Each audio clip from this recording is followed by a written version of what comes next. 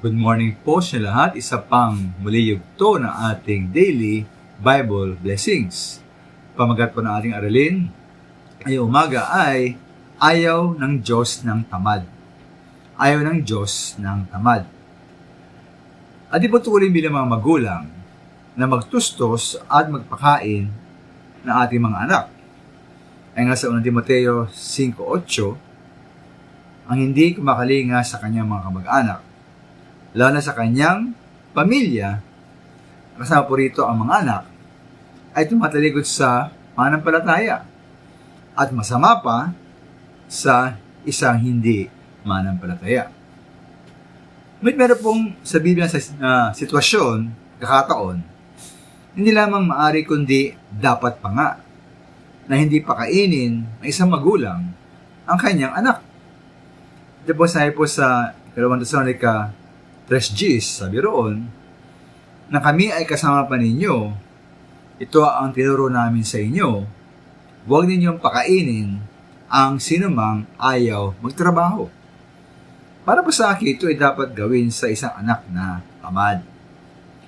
Bawa na kaya namang magtrabaho, ngayon ayaw maghanap ng trabaho, o ayaw nga magtrabaho. O anak po dapat mag-aral, ngunit ayaw mag-aral. O dapat tumulong sa gawaing bahay, ngunit ayaw tumulong sa gawaing bahay. Kaya po tila parang mabagsik po ang utos nito, di po ba? Pero ito pa ay dapat pa rin gawin.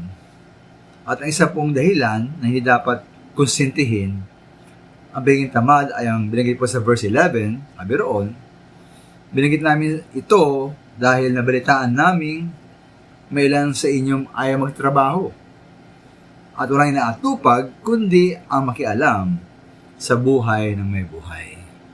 Para po sa akin, mga minamahal, ang kasamaan ng pagiging tamad, hindi nga lamang sa pakialam ng buhay na may buhay, kundi ang pagganap ng iba't ibang uring kasamaan. Kapag tayo walang trabaho at ang ginagawa, nariyan po ang pagiging chismoso at chismosa, pagiging tambay, at pagbibisyo tulad ng pagkalasing, pagsusugal, o pagdodroga.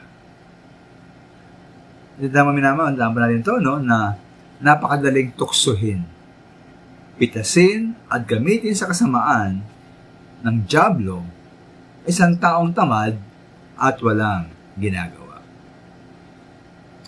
Salamat.